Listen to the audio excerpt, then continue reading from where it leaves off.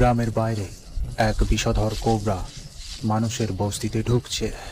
এটা হলো সব থেকে বিষধর সাপগুলির মধ্যে একটা, যার কামড়ে ভারতে প্রতি বছর 5,000-এরও বেশি মানুষের মৃত্যু হয়।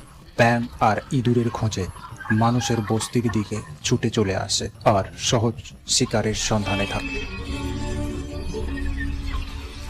জঙ্গলে শিকারের অভাব নেই। এ এক ধূর্ত শিকারী যে কখনো সুযোগ হাতছাড়া করে না। তাই এই সাপটি মানুষের বস্তির দিকে ছুটে চলে এসেছে।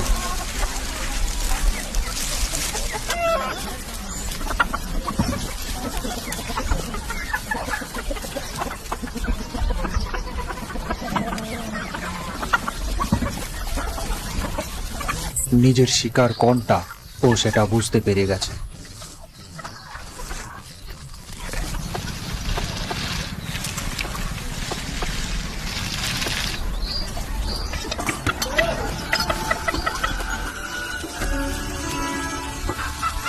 শুধু সঠিক সুযোগের অপেক্ষা।